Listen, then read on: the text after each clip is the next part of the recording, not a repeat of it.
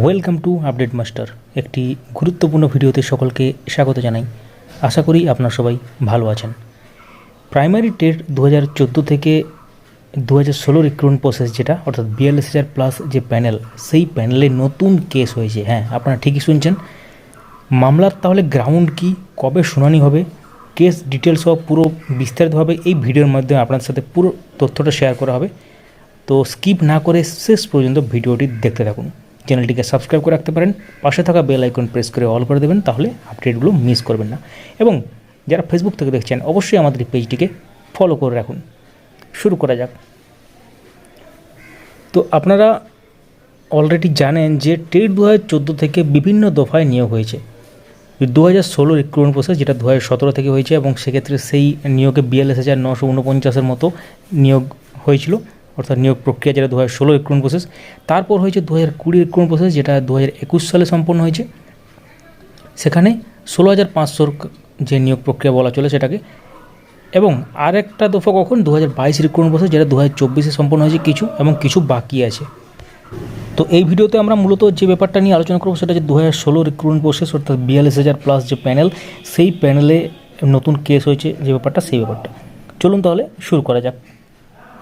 তো স্ক্রিনে এখন দেখতে পাচ্ছেন যে ডিটেলস দেখতে পাচ্ছেন 2016 the petitioners attended the scrutiny or verification and interview aptitude test on schedule date and time. পিটিশনাররা ভেরিফিকেশান এবং তার সাথে ইন্টারভিউ অ্যাপটিটিউড টেস্টে অংশগ্রহণ করেছিল এবং যে ডেটটা টাইম ছিল।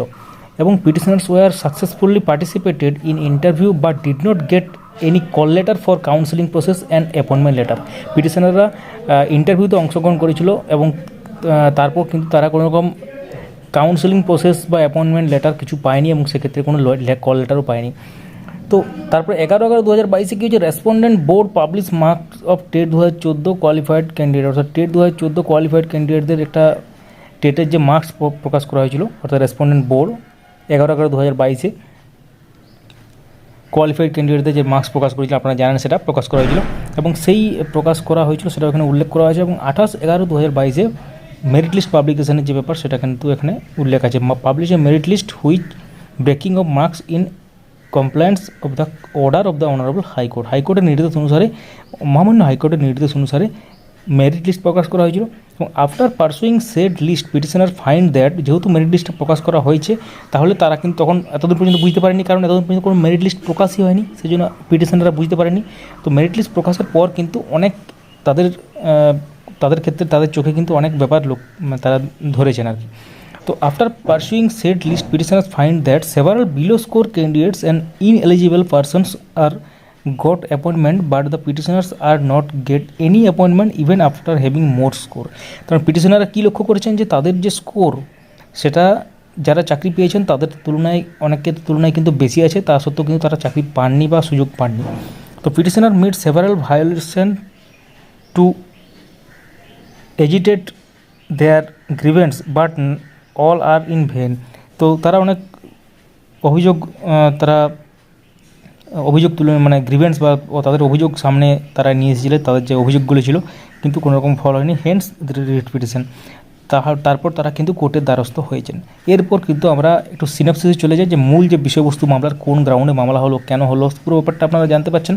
তো সিনপসিস অফ দ্য কেস দেখতে পাচ্ছেন, petitioners are affected by the illegal arbitrary whimsical acts of the respondent board in not giving appointment to the petitioner, though below score candidate even ineligible candidate are got appointment letters। তারা petitioners এখানে তারা মনে করছেন তারা এখানে affected হয়েছেন কী ব্যাপারটা নিয়ে, যেহেতু ইলিগাল আরবিট্রারি এবং যে বোর্ডের যে নিয়ম আছে, এবং সেক্ষেত্রে পিটিশনারদের নম্বর বেশি থাকা সত্ত্বেও, তাদের স্কোর বেশি হওয়া সত্ত্বেও তারা কিন্তু সুযোগ পাননি বা চাকরি পাননি। The respondent board illegally arbitrary and whimsically give appointment to the ineligible candidates and done a huge corruption.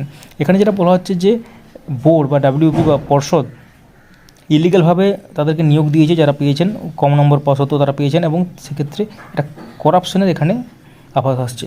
The primary teachers job have been purchased in lieu of huge amount of money, মানে টাকা দিয়ে চাকরিটা কেনা হয়েছে এমনটাই অভিযোগ আসছে। By ineligible candidates, even fail candidates as a result cost them to lose a opportunity to get appointment as assistant teacher in primary school। এবং যারা ফেল করেছেন তারাও কিন্তু সুযোগ, ইনএলিজিবল ক্যান্ডিডেট যারা ছিলেন, ফেল ক্যান্ডিডেট, তারাও কিন্তু সুযোগ পেয়েছেন, এমন অভিযোগ উঠছে। যে প্রাইমারি স্কুলের চাকরির জন্য টাকা দিয়ে কেনা হয়েছে চাকরি, এবং যারা ফেল করেছিলেন তারাও কিন্তু তাদেরকে সুযোগ করে দেওয়া হয়েছিল টাকার বিনিময়ে, এমনই অভিযোগ উঠছে আর কি। The petitioners in spite of more eligible person did not get appointment though below score candidate got appointment, মানে বিলো স্কোর অর্থাৎ মেরিট লিস্টে যারা একদম নিচের দিকে আছেন বা তাদের স্কোর কম আছে তারাও চাকরি পেয়েছেন, কিন্তু পিটিশনারদের নম্বর বেশি থাকা সত্ত্বেও বা স্কোর বেশি থাকা সত্ত্বেও তারা কিন্তু সুযোগ পাননি। The acts of respondent authority are arbitrary, whimsical, capricious, illegal and bad in law and violative of Article 14, 16 and 21 of the Constitution of India, অর্থাৎ ভারতীয় সংবিধানের যে বিভিন্ন ধারা সেই ধারা অনুসারে তারা সেই ধারাকে ভায়োলেট করেছেন, সংবিধানের যে ধারা, এবং সেক্ষেত্রে সেই অনুসারে যেটা লেখা আছে সেই অনুসারে কাজ হয়নি, সেটা কিন্তু অভিযোগ উঠছে। Therefore intervention of this honourable court is highly warranted, তারপর তারা কোর্টের দ্বারস্থ হয়েছেন এবং কোর্টের ন্যায় বা বিচারের জন্য কোর্টের দ্বারস্থ তারা হয়তো বাধ্য হয়েছেন। এই ব্যাপারটা কিন্তু সহজভাবে বললে হয়। তো গুরুত্বপূর্ণ ব্যাপারটা উঠে আসছে। এবার আমরা দেখে নেব যে কেস নাম্বারটা দেখতে পাচ্ছেন WP number 13871 of 2024, Achinta Prasad Samanta and others versus the state of West Bengal others, এবং দেখা যাচ্ছে যে enclose please find herewith a copy of the writ petition under article 2 to 6 of the Constitution of India 1950, which will appear before the Honorable Justice Rajasekhar Mantha on 11/6/2024 or as soon as thereafter as the business of the Honorable Court permit। তো 11 তারিখে ওঠার একটি সম্ভাবনা আছে মাননীয় বিচারপতি রাজশেখর মান্থার এজলাসে। আপনারা জানেন যে শিক্ষা সংক্রান্ত যে মামলাগুলো উনি এখন দেখছেন ওনার এজলাসে হচ্ছে।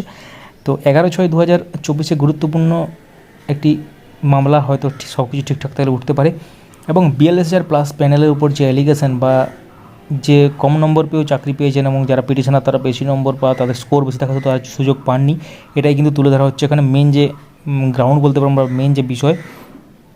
তো এটা হচ্ছে পুরো ব্যাপার, এবং তার সাথে কিছু গুরুত্বপূর্ণ ব্যাপার এখানে দেখতে পাচ্ছেন যে petitioner state that the point of time suddenly from television news channel 31 January 2017 petitioner came to know that the concerned respondent has conducted press conference wherein said respondent has declared the TET qualified candidate would be appointed as primary teachers, and a SMS and email will be sent to the respective candidates for appearing the counselling। তো TV চ্যানেলে broadcast হয়েছিল 31 জানুয়ারি 2017 তারিখে যে TET pass eligible ক্যান্ডিডেটরা সুযোগ পাবেন, এবং সেক্ষেত্রে SMS এবং ইমেলের মাধ্যমে কাউন্সেলিংয়ের জন্য কীভাবে যাবেন সেটা কিন্তু বলা হবে। তো be it mentioned here that the respondent authorities have not published any panel relating to the appointment of assistant teacher in primary school initiated pursuant of advertisement dated September 26, 2016। তো কোনো রকম প্যানেল তারপর প্রকাশ করা হয়নি, বা সেক্ষেত্রে assistant teacher of in primary স্কুলের যে নিয়োগের ক্ষেত্রে কোনো রকম প্যানেল প্রকাশ করা হয়নি। এখানে দেখতে পাচ্ছেন publish any panel relating have not published any panel, মানে কোনো রকম প্যানেল প্রকাশ করা হয়নি। বলা হয়েছিল যে এই নিয়োগ হবে, তো এটা কিন্তু উল্লেখ করা হয়েছে। তো গুরুত্বপূর্ণ ব্যাপারটা উঠে এলো, এবং সেক্ষেত্রে কেস নম্বর সহ আপনারা কেসের গ্রাউন্ডটা বুঝতে পারলেন, এবং তার সাথে কমেন্টে জানান যে আপনারা যদি 42,000 যে প্যানেল তার মধ্যে আছেন, বা 16,500 মধ্যে আছেন, বা কোনো টেট 2014 পাস করে আছেন না, পরবর্তী নিয়োগ বা পরবর্তী টেটের জন্য ওয়েট করছেন, বা পরবর্তী নিয়োগ প্রক্রিয়ার জন্য ওয়েট করছেন। অর্থাৎ আপনাদের যে অবস্থা সেটা কমেন্টের মাধ্যমে আপনারা ব্যক্ত করতে পারেন, এবং কোনো প্রশ্ন থাকলে অবশ্যই কমেন্ট করুন। ভিডিওটি লাইক করতে পারেন, সবার সাথে শেয়ার করতে পারেন। Thank you so much for watching.